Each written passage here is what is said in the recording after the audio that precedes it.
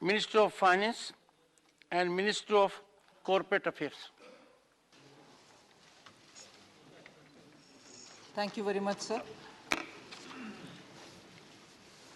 We've had a discussion in which 40 speakers have participated on the supplementary demand for grants and also the excess grants in this House.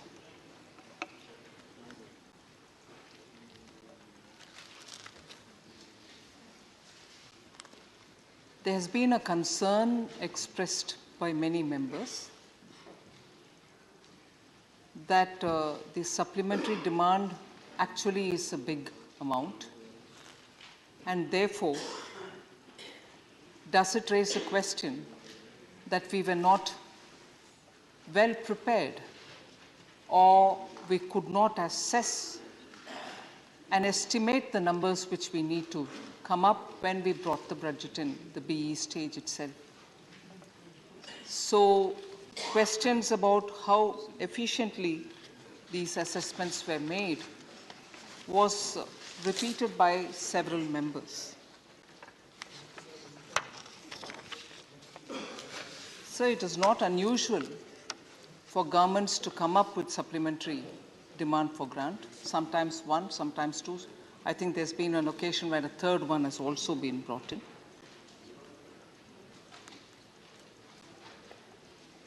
And when supplementary demand for grants earlier, 1 and 2 put together, were 20% of what was estimated earlier in the BE. And some other times it was 19% when in 2021, post the COVID. This time with this supplementary demand for grants, which is just the first one, only 8% of the BE is being brought in here. So it's not a very big sum in that sense. It's 8% compared to 20% which has come earlier post the global financial crisis. So supplementary demand for grant allows government to come up with additional demands. And in this particular case, since it is post an international or global situation, what we have brought in now is as a result of what couldn't have been anticipated in January when we were preparing the budget and for the 1st February presentation. So the nominal GDP growth projection at 11.1% was done in January 2022. And post that, in fact, even as we were preparing for this, the budget, February 2022, there was overall and across the globe a clear understanding that the pandemic is waning. Measures of recovery taken by different governments, different countries are all probably impacting, and therefore there was a road to recovery and a good road to recovery. So if we came up with 11.1%, the IMF, for instance, which came with the report in 2022, updated the World Economic Outlook and also projected that Indian economy will grow at a high rate of 9%. So the situation then, not just within India, but globally, also indicated that the pandemic was waning and there was every chance of recovery for everybody in full strength. But then came late February, the Russia-Ukraine war, and the complete disruption in supply chains, particularly for food and energy, all of which has led to countries looking at ways in which they had to give a greater push towards growth and recovery. And therefore, today, the situation is we have come up with a supplementary demand for grants, which are essentially for ensuring that there's food security. There's also enough to be given for fertilizers, which is so critical for our farmers. And therefore, the items under which we have come with the supplementary demand all are in the direction of ensuring that the Indian economy, particularly the poor, the farmers, and so on, are given enough support. So this is essentially a budget with supplementary demand which keeps the necessary support which has to be given for those who need it. And therefore, I'm sure, I've heard many people say that they don't disagree with the supplementary demand and they are fully in support of it. I'm very grateful for that support.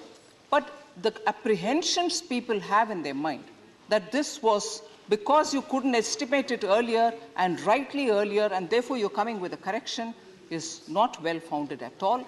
Situations have developed in such a way post the war and post the disruptions which have been happening till recently also, we needed this additional support to be extended. So former finance minister who opened the debate actually spoke about various specific issues and raised probably 5 + 1 or 6 issues in total. But where he speaks about where are you going to raise this 3.25 lakh crores, which is what is mentioned in the supplementary demand. And he also questioned, saying, are you going to borrow, or are you going to raise revenue, or what is it? Please let us know. Sir, in September itself, Government of India has made it very clear that we are not changing our borrowing schedule, which gets announced. And in September, we announced for the second half year. We have not changed our borrowing plans, which means we are very clear that we are going to see that the revenue that we are generating is sufficient to take care of this additional. Because, for instance, sir, during the first 7 months, April to October, of the current FY, gross tax receipts have registered a growth of about 18% over the previous year, actual for that period. This is substantially higher, sir, than the budget growth of 9.6 over RE of last year. So there's enough buoyancy which gives me the confidence that we will be able to fund this supplementary that we have come up with the demands. And that is reiterated and reinforced by the fact that even in September, we have given no changes to the borrowing calendar and announced it as well. So also, the question was raised about reduction in the corporate tax. Are you giving bonanza to the large corporates? So I would want to just highlight a few facts. So in 1994, under Dr. Manmohan Singh, the corporate tax was cut to 40% from then prevailing 45%. Then in 1997, sir, the then finance minister, who honorable member is here now, Shri P. Chidambaramji, brought the corporate tax down to 35% from 40%, after also abolishing the surcharge. Then from 2000 onwards, surcharges were back, raising the total corporate tax again to about 36 to 38%, which continued for the next 5 years after that. But then it was Mr. Chidambaram again who reduced the corporate tax to 30% in 2005, although along with the surcharge, the actual rate was about 33%. Were they bonanza to corporates also? Were they bonanzas at that time? So if that is bonanza at that time, bonanza now, it is not. Because we think when you reduce the corporate tax, and especially post the 2014 situation that we've been monitoring, getting the banks to be healthier, getting the economy to come back after being in fragile 5 situation, the twin balance sheet problems where companies were laden with debt and so on. Cutting down the corporate tax was only following some of those measures, which is important for business to grow in India, manufacturing to grow in India. So I just want that to be upfront put before this August. So there was this concern that are private investments not happening? And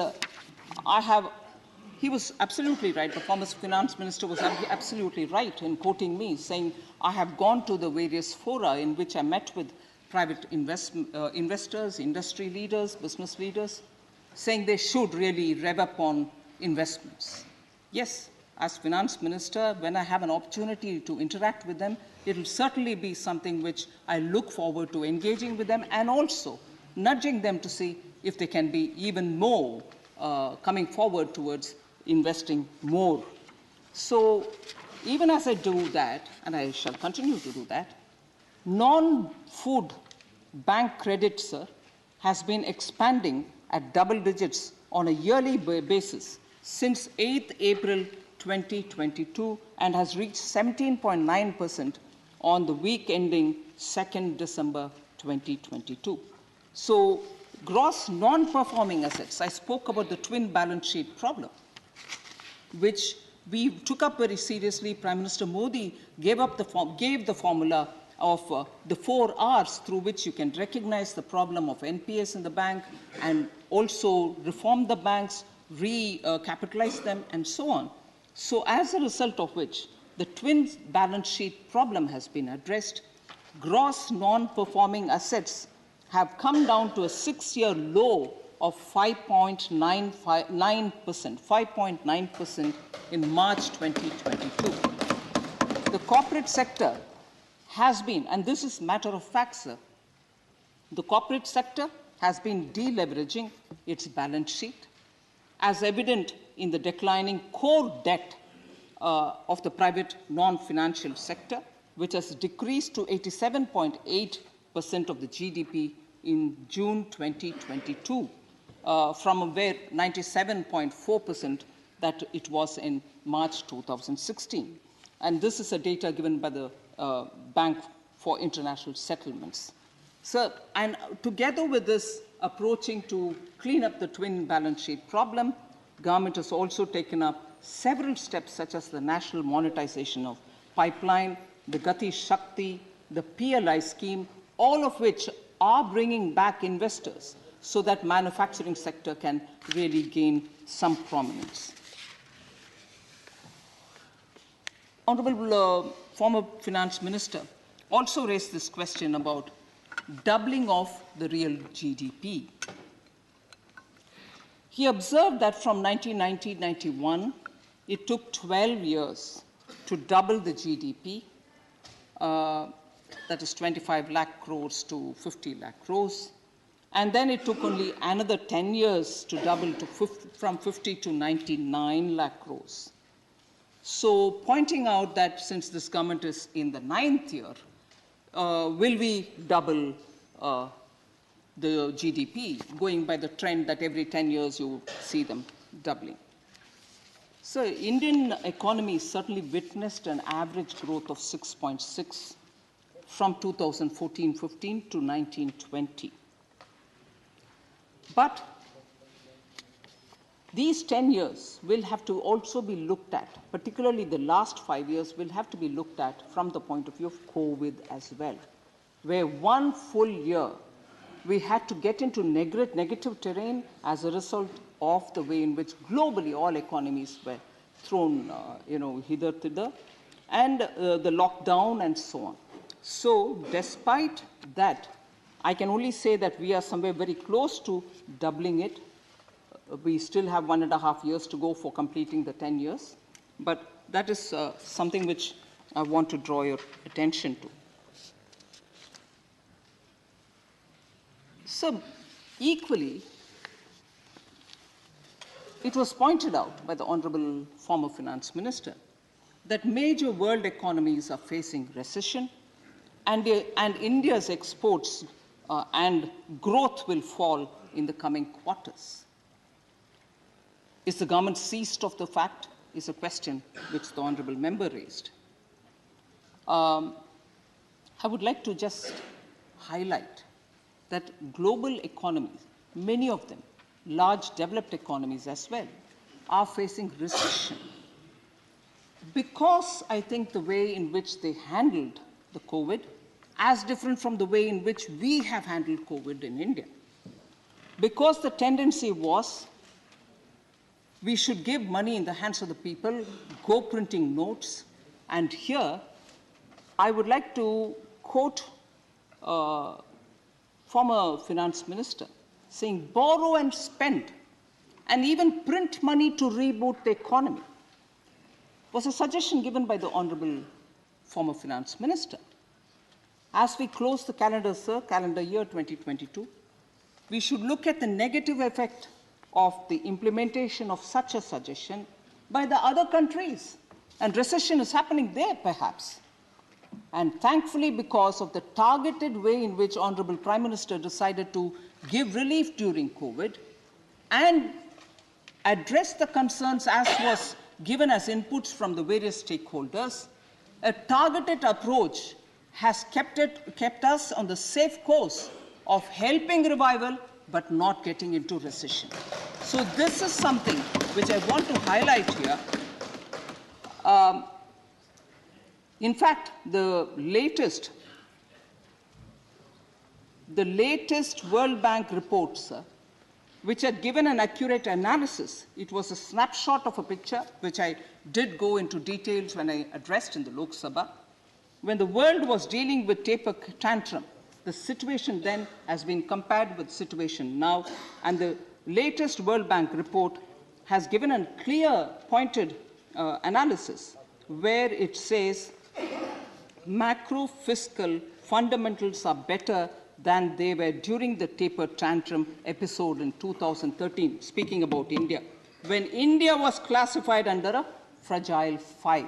So, if macroeconomic fundamentals are better now, post the COVID, and this is not my observation, this is coming from World Bank, and I'm not comparing it with how things were handled during the taper tantrum 2013, it is World Bank saying that we have in India kept a macro fiscal fundamentals better now than how it was kept at that time. And multiple times both the IMF and the World Bank have said in several occasions, India is the brightest spot in the global economy and is an island of hope for global growth. So I just want to highlight the fact that real GDP growth and doubling of it is certainly a good indicator for which any government should work. But the way in which we have handled during COVID has kept us away from recession, whereas those who followed certain common principles, which was heard as advice given here also, have gone into recession. So then, 4 engines of growth. Government expenditure, I'm grateful it was observed, not just by former finance minister, but by many other members as well, that government's public expenditure is going on and good numbers have been allocated in the budget and so on. So I just want to highlight on private investment on which many members voiced concern saying, is it happening, is it not? And specifically, former finance minister also raised concern about it. I want to highlight how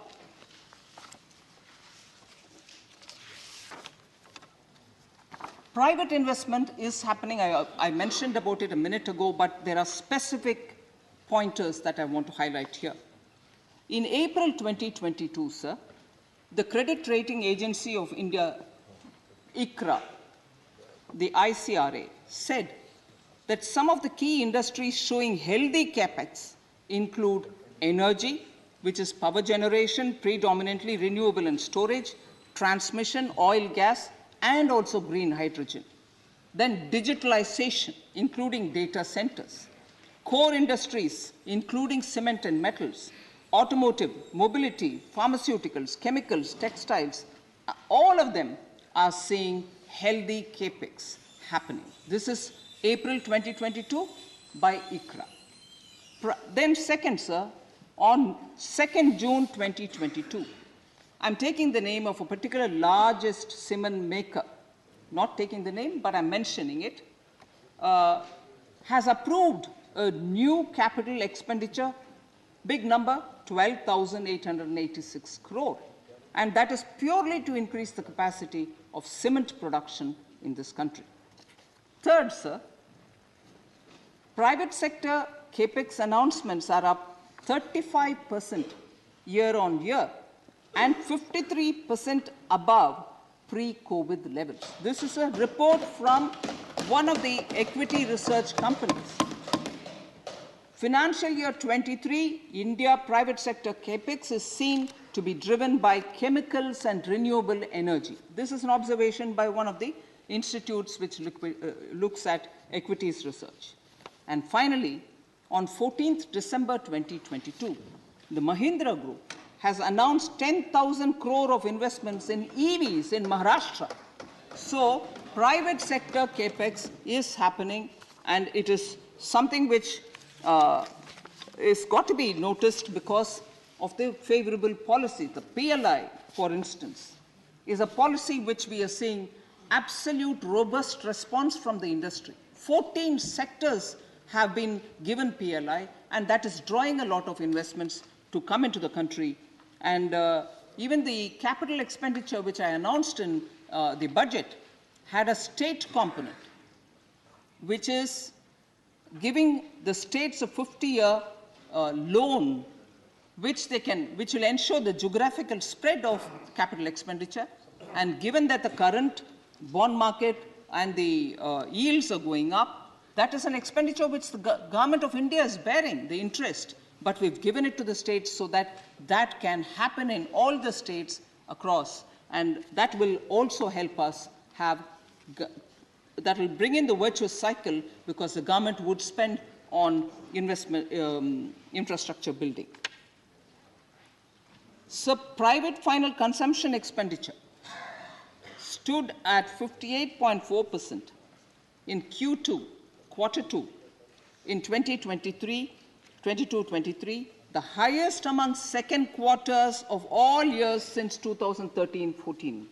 And similarly, exports have been buoyant and at 23.3% of GDP in quarter 2 of 22-23, which is again highest among second quarters of all years since 2015-16. So contact-intensive services, that sector has completely recovered the pre-pandemic gross value addition levels in quarter 2 itself, and now they're going further. So largely the concerns which the former finance minister has expressed are concerns on which I'm happy to respond, that actually positive growth is happening. And I would like to assure the House that we are keeping a good eye on inflation-like considerations, which are purely extraneous nowadays because of the fuel, fertilizer prices. So member Derek O'Brien, who also spoke, is not here. He did explain, saying he's not going to be around here. He's going because of a pre-scheduled event. However, on some points, I would certainly like to respond to him, although he's not here, sir. There was a concern expressed that the states were spending 46% more than the union government in 2014, and now 150% more than the union government. So I'm not sure where he's obtained that number, but the states, and also he linked it to states borrowing, limits. So the 15th Finance Commission has recommended that we should, in 22-23, allow states to borrow 3.5% untied, and tied can be 0.5%, 0.5%, exactly what we have done. And for 23-24, the Finance Commission again said till the end of the finance cycle, the Finance Commission cycle, it should be 3% of the GDP untied and 0.5% tied, linked to power sector reforms. Exactly the same is being followed by us. So I just want to also inform member Derek that the share of the central taxes used to be given out on the 20th of every month. In fact, just to help the states to have the money earlier, we have advanced it to 10th of every month. Now, 10 days earlier, states receive the central share of the central taxes, so 10 days in advance. And again, we've also given 2 advance installments, released it so that states get the money in their hand well before the expected times. Even GST compensations have been sent well in advance, sir. And there's always this question of this much is owed to so-and-so state.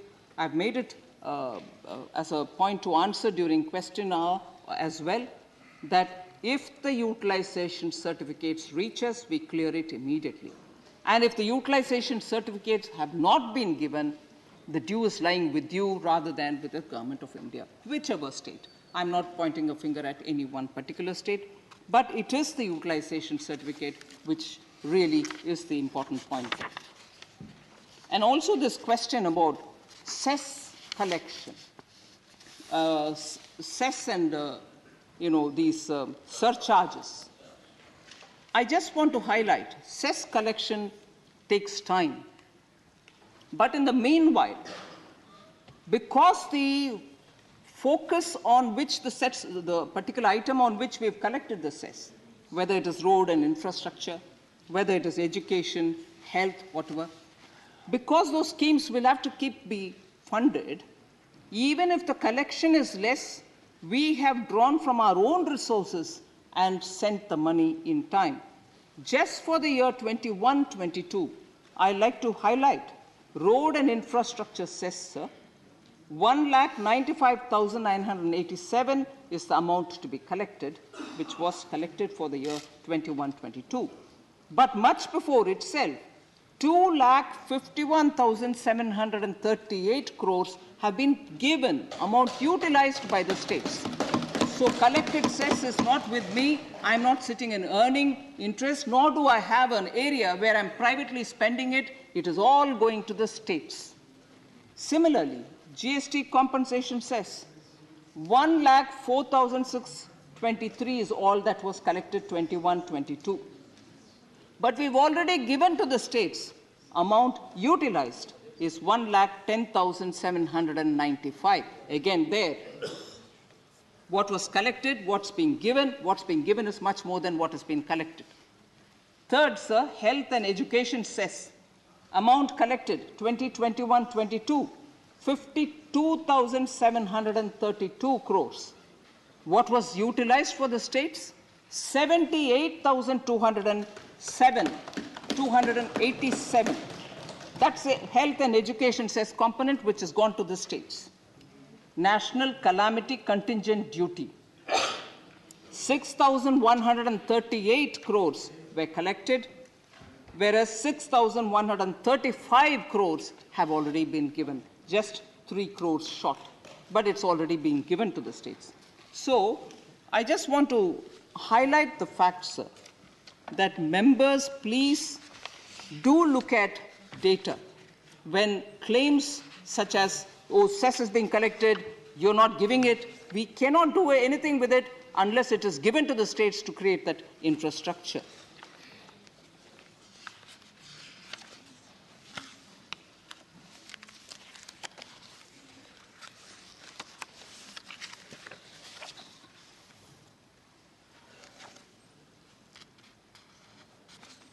So this was a point which was raised by several members.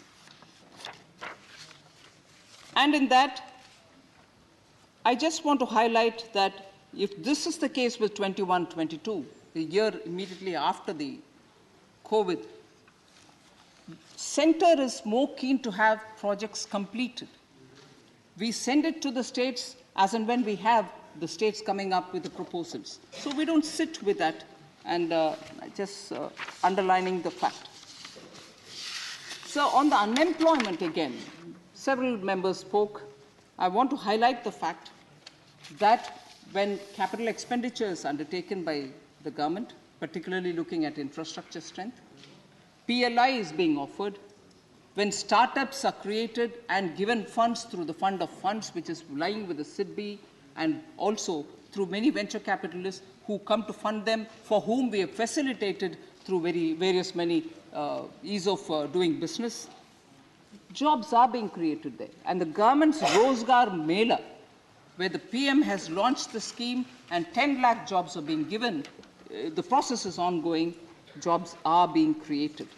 In September 2022, sir, the net payroll addition, which is looking at the EPFO records, is 46% higher. Additional 46% entries have been made year-on-year growth. And therefore, it is also bringing in an element of formalization. Informal, those who are in the informal sector with jobs are now coming into EPFO, that's also getting added. Now, the same, the employment figures periodic labor force survey report has highlighted that the unemployment rate in July to September 2020 quarter in urban areas stood at 7.2 compared to 8.3 in July-September quarter of 2019. So unemployment figures are gradually, of course, it is got to be monitored almost every day, but it is gradually coming down.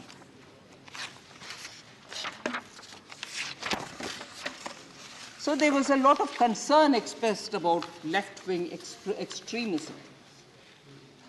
In order to address the issue of left-wing extremism, Government of India approved a national policy and action plan to address the LWE in 2015.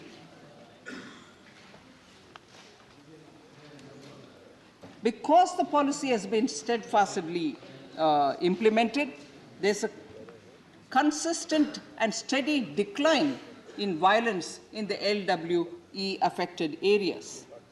I want to highlight, sir, in 2010, 465 police stations where really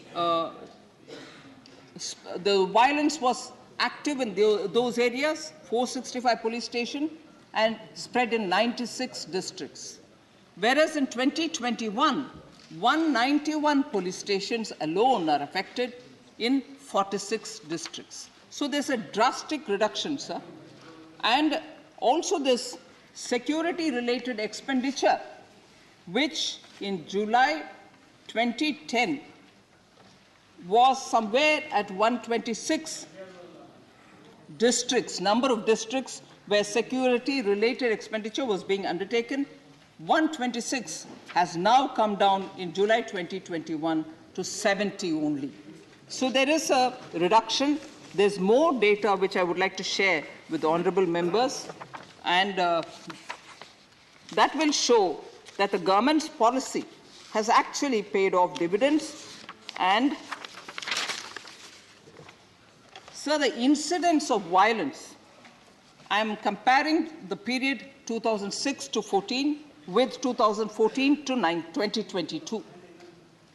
Incidence of violence in 6 to 14 was 13,315 in the left-wing affected areas, whereas in 14 to 22, it is only 6,552, a 50% off. Left-wing extremism-related deaths in 6 to 14 was 5,289, whereas in 14-22, it is only 1,744. Not even one death is acceptable, but still reduction in number has to be noticed. So death of security forces, which is equally heart-wrenching, 1,583 in 6 to 14, whereas 458 only in 14 to 22. Surrender by left-wing extremists in that period of 6 to 14, 2,428 people surrendered, whereas now 5,816 people have surrendered, leading to 140% increase in surrenders. And violence reporting districts, which I mentioned earlier, 96 in 2010, 46 in 2021. Violence reporting police stations, 330 in 2013, whereas 192 in 2021. So left-wing area-related issues, which very many people have raised, I wanted to give the data before them, sir.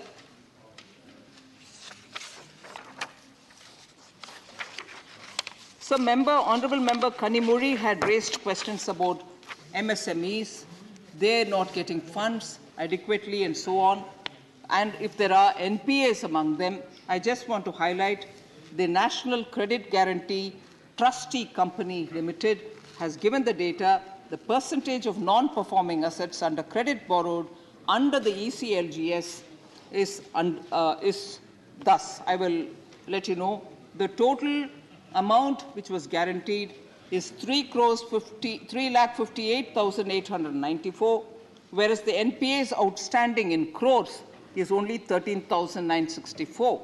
NPA as a percentage of total loans guaranteed is only 3.89%. So MSME sector has been given support, and that support has actually helped them to stay out of difficulty, and we are still attending to them. And Member Kanimuri, who I can't see here, be assured that we are addressing the issue. So also this question of doubling farmers' income, which many honourable members voiced concern. Is it being doubled? Will it be doubled? I just want to ensure, sir, that all honourable members just recognize the number of schemes through which we are dealing with farmers. Unprecedented enhancement in budget, sir. Actually, in 2015-16, the budget for agriculture and farmer welfare was only 25,460 crores. Now it is 1,38,550 crores in 2022-23.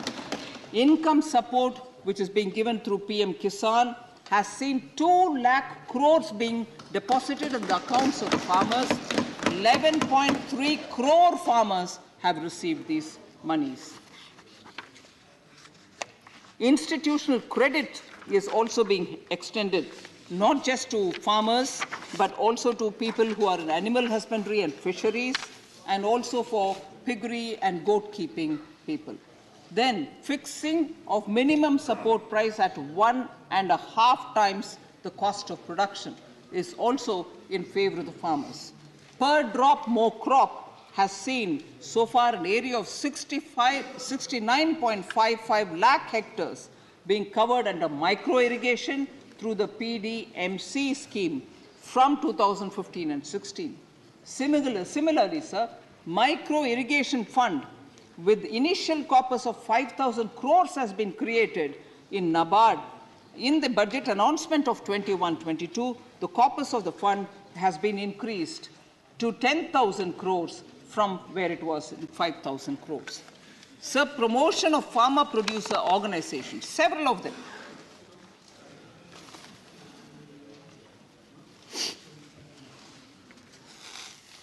FPOs, we said 10,000 of them will be launched.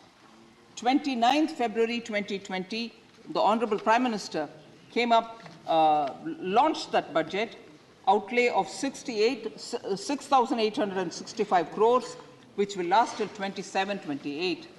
So, providing soil health card, improvement of farm produce logistics, introduction of Kisan Rail are all taking care of the farmers, and that will naturally lead to bettering their income. So, Member Raghav Chadda is not here.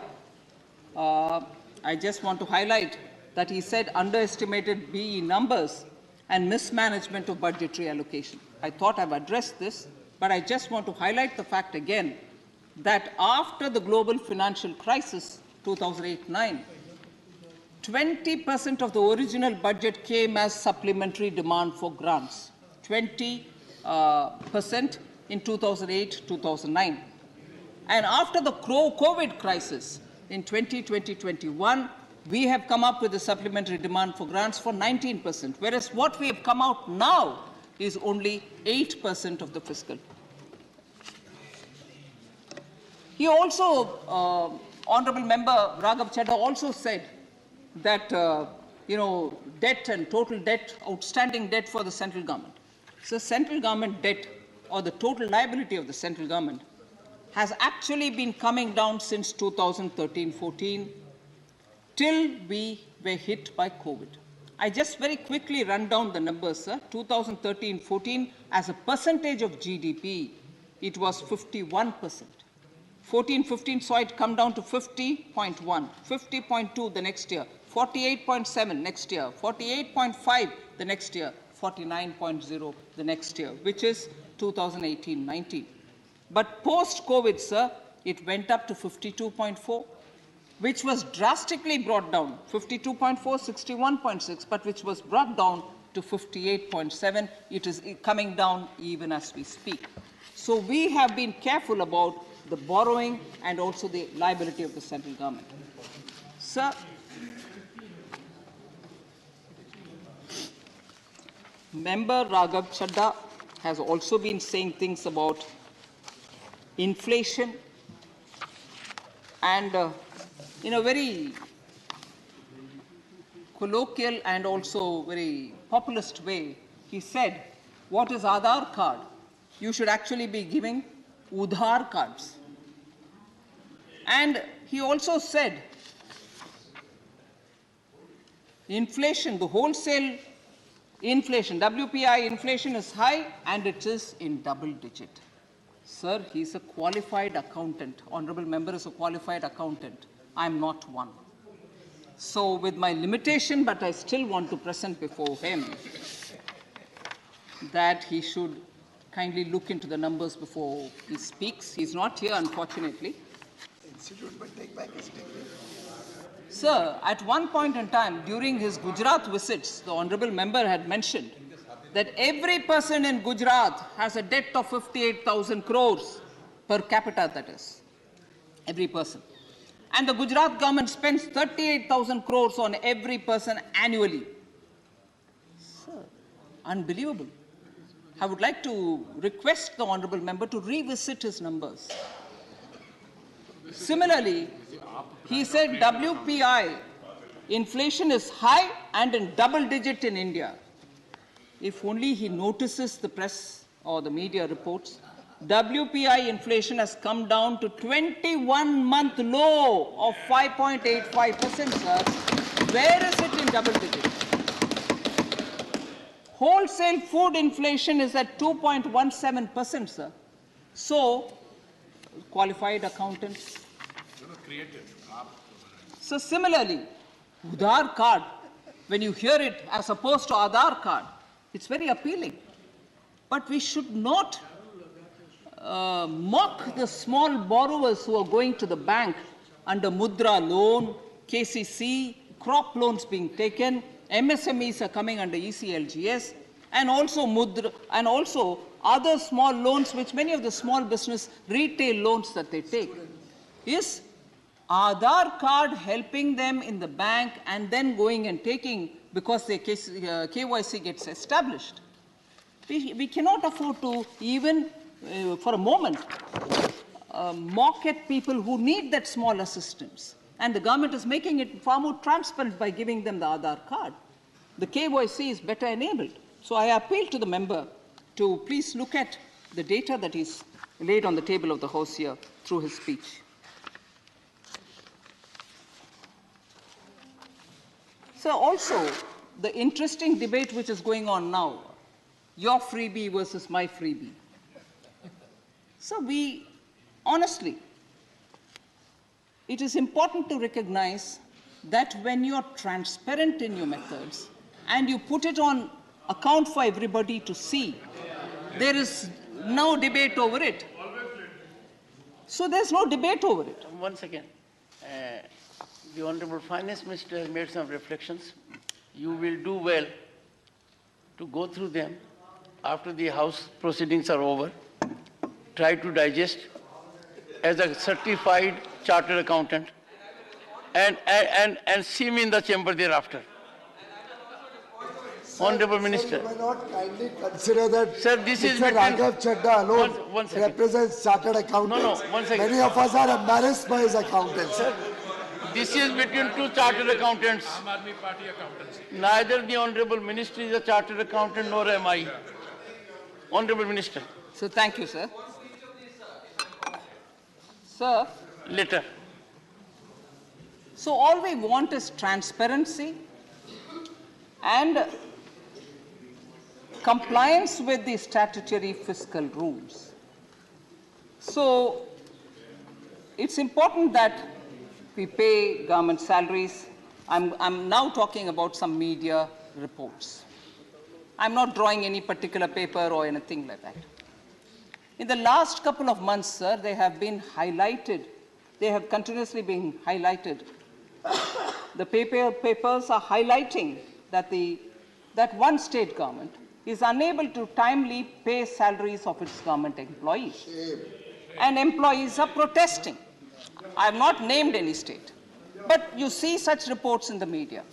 It's perhaps because funds are being used in giving numerous different advertisements all over the country, and the state government therefore remains incapable of giving salaries. Now subsidies or freebies are therefore to be contextualized, and if you are able to put it in your budget and make a provision for it, and when your revenues come you give the monies, why would anyone have an objection? Education, health, and also many subsidies given to farmers are all fully justified. Nobody's got a problem with it.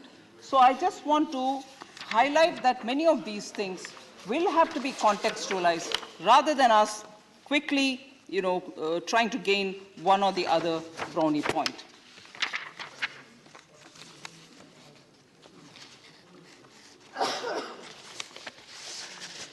Sir,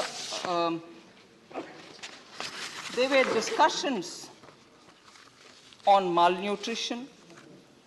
Honorable Member Ami Yagnik, with whom I've had from before the time when BJP came to power, a lot of interaction in television debates. I respect her for the dedication with which she does her business. I just want to highlight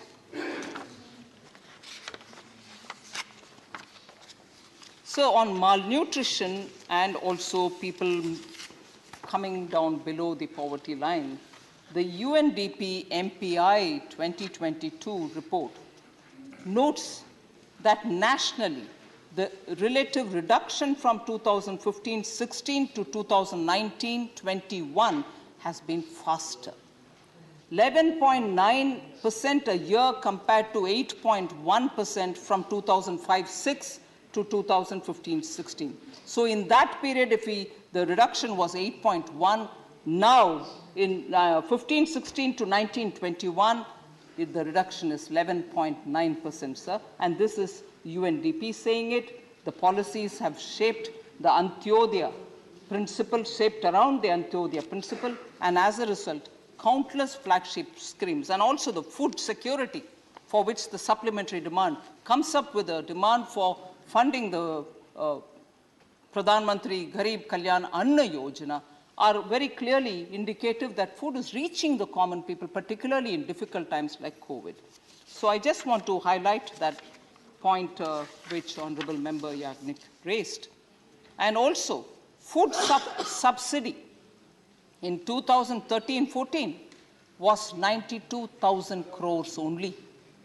Whereas in BE 22-23, sir, we have provided for 2,06,831.09 crores. So we are taking the nutrition and food security of people very seriously, and that is why. And after the supplementary, this supplementary demand, the allocation would go up to more than 2.8 lakh crores for the year 2022-23. So we didn't allocate it at the beginning, but we have not hesitated to add now, just to ensure that food security is being kept in mind.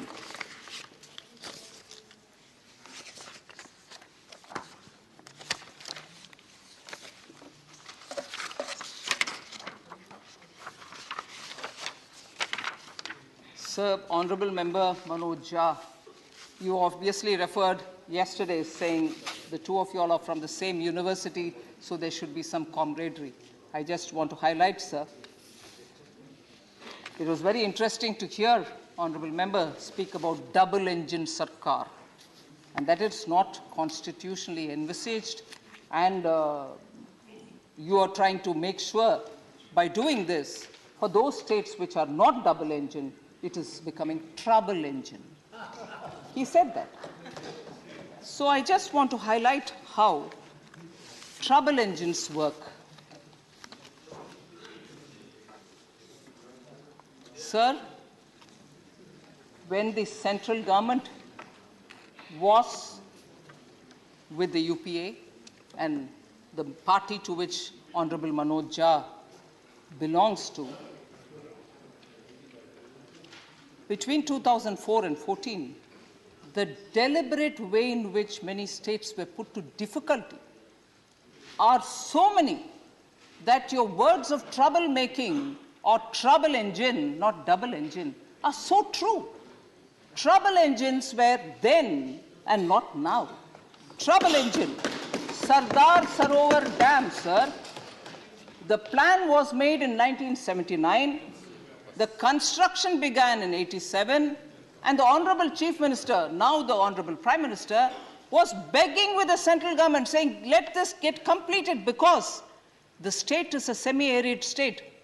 The Gujarat water table was going down, and measures taken by Honorable Chief Minister then was trying to help farmers. But Sardar Sarovar, every trick in the bag was used to delay the project.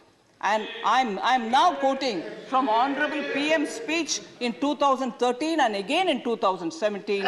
The UPA government was the troublemaker for Sardar Sarovar Dam. And it did not give the necessary clearances and used every trick in the book to delay the project, just for settling political scores. Gates of Sardar Sarovar Dam was not allowed to be installed despite repeated requests. That's trouble engine, you know, Manoj Jha ji. Again, sir, UPA government did not approve the Taranga Ambaji Abu Railway Road, Taranga Ambaji Abu Road Railways line. And that's been waiting for a long time. Why shouldn't people vote for double engines, sir? If this is the kind of trouble engines create, and that trouble engine is not here. It was there. You were a partner to it. Similarly, sir, Gujarat government's gas pipeline and gas distribution projects. The network was laid at the state's own expenditure, but it cannot be completed, nor was gas connection or gas to be received from the port to be given through the network. And that was also a tweet and a blog which Honorable Prime Minister now and the Chief Minister then had written in 2013. So these are instances, and much more than that, sir. Honorable Member John Brittas also speaks about center-state relationship. He belongs to a party which became a victim of the trouble engine, even in 1959. The misuse of 356, the misuse of Article, even now, I'm glad to hear, but you are very cohabiting comfortable with them. Sir, Article 356. You are against? Oh, really? Oh. Because I see quite a lot of friendly matches happening between the two. Sir, Article 356, the misuse of it began in 1959 when EMS Namboodiripad government was thrown out, saying, law and order, you get out. Sir, August 1984, Governor Ramlal dismissed N.T. Ramarao's government in TDP government in Andhra Pradesh. And similarly, sir, many such. In 16 years of her power, Srimati Indira Gandhi misused Article 356 50 times. 50 times, 50 times. Tamil government also dismissed MGR government. Yes, MGR government, also the DMK government. Yeah. Post-emergency, DMK government also was dismissed. So, misuse of Article 356, central state federalism relationship, both RJD and CPM should now stand up and say, was it better? Trouble making, trouble engine. Where is the trouble engine? So, let's be sure that double engine works. Trouble engine is the one which did all this for us. Please. Sir, also, Honorable Member Manoj Jha said, like many others who said, sir, that the government is working only for the corporates and not for the Aam Aadmi. I just want to highlight and thank Honorable Member Ajay Pratap Singh. I can't say, he's here. he started listing out, saying, is this for the corporates? Is this for the corporates? He was right. Our government, sir, works on the development of all and appeasement for none principle. Our principle is that. Development for all. Sabka saath, sabka vikas. There is no appeasement. And therefore, when you have Jandan Yojana, is it going for the corporates? Jam Trinity went for the corporates. PM Ayushman Bharat, does it go for the corporates? Ujjwala, does it go for the corporates? Ujala, does it go for the corporates? Krishi Sinchai Yojana, Fasal Bima Yojana, do they go for? And this subsidy, this supplementary demand for grants asking money for fertilizer, does the fertilizer go for the corporates? So, it's very easy, sir, to, chamatkar se ye sab baat bolna aasan hai, magar housing for all. 80 crore people get free food grains. Is that going to your corporate friends? To whom both the Congress party and later the communists as well don't want to take any action. One port was given on a platter to one of the big A's, which gets quoted to us very often. They invited them saying, come, develop this port. Okay, that was Congress. Afterwards, the communists came. They didn't take it back. You want those corporates when you want that port to be developed, both Congress and communists. Friendly match, John Brittas. Please take your seat. No, closer. No, wait, I know how to, please, go ahead. Sir? So when we do it, it's wrong. I'm glad to hear John Brittas say that, sir. Through the chair. Yes, sir. I'm very glad. Is there anything wrong with that? Yes. So when you have projects which are through an open, transparent tender process going to a particular corporate, we doing it will become, oh, you're giving it only to Ambanis and Adanis, whereas they invited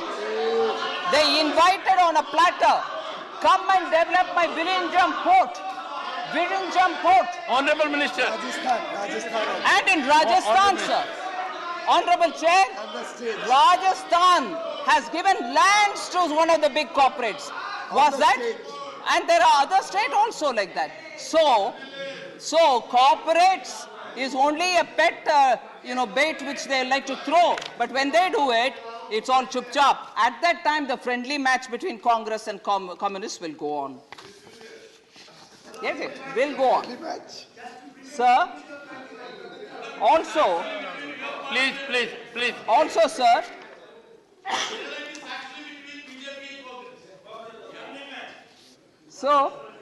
sir, inflation is a daylight robbery. One second. Huh? Sir, every state is with some inflation number or the other. Nowadays, you get it even for states, sir. So I just want to know, is daylight robbery also happening in Kerala, where CPI latest is 5.9%? Inflation is daylight robbery. Is it happening there also? It's the lowest in Kerala. Mr. John Brittas. So it's not lowest. Please. National average is lowest. Please. National average is lowest, sir. It's not low in your state.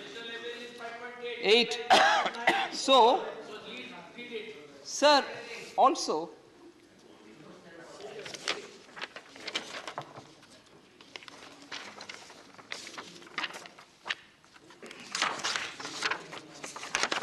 Sir, Honorable Member Dola Sen spoke about BSNL. She's not here. If I should expand, there are other members of our party here. BSNL has not been taken care of. I just want to give 2 numbers and leave it, although I wanted to expand, but I won't in the time being what it is. Sir, cabinet approval for revival of BSNL in 2019 gave 54,021 crores, and that's for pensionary benefit, which is spread over 10 years, ex gratia, capital infusion for 4G, grant for GST for 4G spectrum, that 4G which the UPA hadn't given. So, BSNL and MTNL, 54,021 crores in 2019. 2022, sir, 1,23,757 crores is what the cabinet's approval is for BSNL. And what is it for?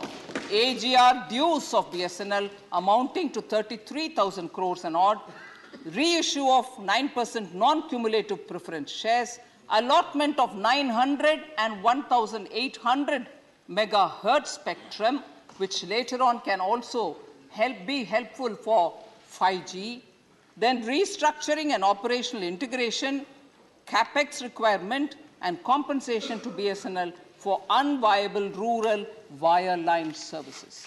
So BSNL is being taken care of, not just in 1 year, not just for one head, but overall revival of BSNL. Sir, I've also heard, sir, a lot of people saying, oh, you can't harass, the point which both Manoj Jha and John Rittas made, later on member Priyanka Chaturvedi also made. 28, that you're using ED to oppress opposition parties, and you're not able to. No, sir. Law enforcement agencies, it's a different thing that if your party is not able to hold your own flock together, it's a different story. Don't blame the ED or anybody else. But ED, sir, I'm showing this deliberately, sir. If this is the kind of evidence you see, which is reported in the media, what are we talking about? Cash found in a minister's house. I'll verify it and leave it on the table, sir. Please put it on. I will authenticate it and leave it on the table. Yes, Please I'm conscious of what the rules that the chairman says. I will authenticate it and leave it on the table. Honorable Minister. But with this kind of evidence. Honorable Minister, please authenticate the document and leave it on the table. Absolutely, I will do that. And I have issued one second, Mr. Vikas, and I have already given directions to some members to do similarly. I hope they do it.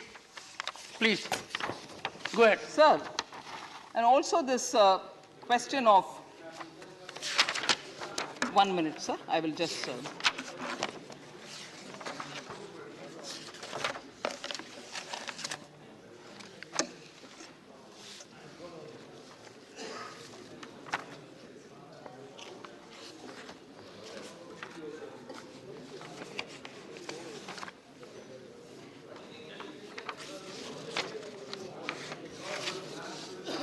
Sir, states are most often left without enough money. I'm coming to the end, sir, with this side. Without much support, they are suffering, they don't have enough. I just want to highlight a few features which I cursorily did earlier, sir. To help states, sir, Centre took a loan of 1.1 lakh crore in 2020-21 and 1.5 lakh crores 1.59 lakh crores and released it back to back to the states to meet the gap created due to less connection of GST compensation. During 22-23, in May, central government also released 86,912 crore as provisional GST compensation for states for the period February-May 2022, despite the fact that there was only about 25,000 crore in GST compensation fund from where, and only from where I'm authorized to send the compensation, by making arrangements of funds of around 62,000 crore from its own resources. Again in November, sir, Centre released an amount of 17,000 crore towards the balanced GST compensation for the period April to June 2022. So the total amount of compensation released to the states and UTs so far, including the above mentioned items, is 1,15,662 crores. An amount of 14,000 crore during the current year will go towards debt obligation for the loans raised. So I just want to leave it absolutely plain on the table of the House, sir. So with these words, I think I largely have addressed the concerns of most of the members, and I thank you for giving me this opportunity. One second. Just please, Mr. Chidambaram, please have a seat. have a seat, have a seat. I know, honorable members, after the honorable minister has made her reflections, I think some clarifications are necessary. You want a question? Just one question if she is willing to answer. Mr. Chidambaram, you had 5.5 or 6 questions carefully culled out, and asking a question at conclusion will not be appropriate. No, that will be a very... No. You may be willing, she might concede, leave something to me also. I can't allow practice to go that way. No. If you were to seek some clarification, I would more than welcome it. Number one, you 1 second, sir. No, sir. No, be fair to me now. Don't reword a question into a clarification. Please do that. Sir, the Honorable Finance Minister was very kind to explain that Your clarification, sir. a lakh and 24,000 crore will be spent on strengthening and reviving BSNL. I read, and she may confirm it or deny it, that it is proposed to merge BSNL with MTNL, which I think is a good idea. That's my personal view. If that is the intention of the government, that BSNL will be strengthened, revived, and merged with MTNL, will the Honorable Finance Minister please clarify that after spending 1,24,000 crore of public money, BSNL and MTNL will remain in the public sector and compete with the private sector? Honorable Minister. The budget of 21-22 very clearly came up with a national public sector enterprises policy that has identified sectors in which a minimum presence will be of the government. I would request the honourable member through you to kindly look into that policy. One second. Mr. Raghav Chadha. And Raghav, before you seek your clarification, 2 things. One, the Honorable Finance Minister has made pointed, focused reflections about what you have said. I will reflect on that. One. So please carefully word your clarification and confine it to clarification. Sir, please. The Honorable Finance Minister... Don't make it a speech. Sir, no, it's not a speech, sir. I am only saying that the Honorable Finance Minister deemed it appropriate to take pot shots at me when I asked only 10 specific questions. And my question, my clarification is, does the Finance Minister know... Please. My clarification is, does the Finance Minister know the price of 1 kg of wheat, 1 kg of rice, and 1 litre of milk? I can't allow platform to be misused. Today? Sorry. Mr. John Britas, please. Sorry. Sir, John Britas, sir, please. Sir, how can the minister disturb the Take chairman? your seat, Mr. Raghav Chadha. I gave you the platform. The ministry is it could not be well used. Sir, my clarification. 1 second. My clarification to the Honorable Minister. Sir, my clarification to the Honorable Minister. Clarification. Sir, he is not yielding, sir. Clarification, My Dr. John Britas. clarification. Sir, please sit down. Dr. Chairman John has Britas. satisfied me. Dr. Honorable John Minister is defying the chair. address me. Sir, please sit down.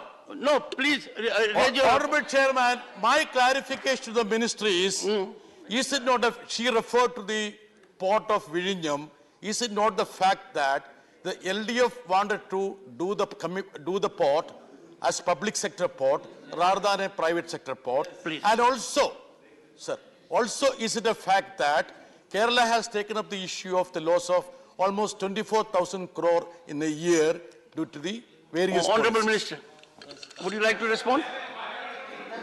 Honorable Minister. Honorable Minister. Honorable Minister. Honorable Minister, would you like to respond? Sir, the fact remains that the Congress government in Kerala invited a corporate house to come and take the port and do it. And subsequently, when the communist government came in, the LDF government came in, they did not do anything. And now for Honorable John Brittas to tell us that the state government wanted to take and do it, if you're going by the rule, why won't you take and do it? If you're asking me now, just for the consumption of the public, that Thank you want you. to take Thank it, you, when the Honorable rules Minister. don't permit, perhaps. Thank you. Last clarification, Professor.